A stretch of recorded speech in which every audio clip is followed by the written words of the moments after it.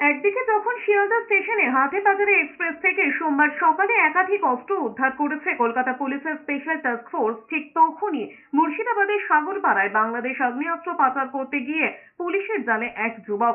সূত্রের খবর, বিহার থেকে ওই আগ্নেয়াস্ত্রগুলি কলকাতায় নিয়ে আসা হয়েছিল।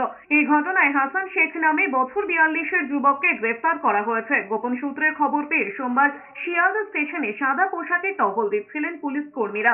সেই সময় হাসানকে দেখে সন্দেহ হয়। তল্লাশি চালাতেই তার ব্যাগ থেকে 6টি পিস্তল, 2টি ওয়ান শাটার এবং 8 রাউন্ড কার্তুজ উদ্ধার করা হয়। এদিকে গোপন সূত্রে খবর পেয়ে রবিবার রাতে ভারত বাংলাদেশ সীমান্তবর্তী মুর্শিদাবাদের সাগরপাড়া থানার সাহেবনগর পঞ্চায়েতের ধনিরামপুর পাঁচপাড়া কালভার্ট সংলগ্ন এলাকায় অভিযান চালায় সাগরপাড়া থানার পুলিশ।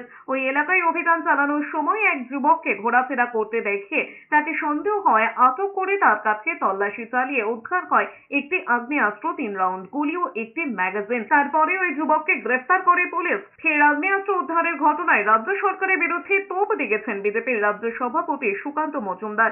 মুখ্যমন্ত্রী এবং স্বরাষ্ট্রমন্ত্রী হিসেবে এই ঘটনার দ্রুত তদন্ত করা উচিত বলেও এক স্যান্ডেলে দাবি করেছেন সুকান্ত মজুমদার।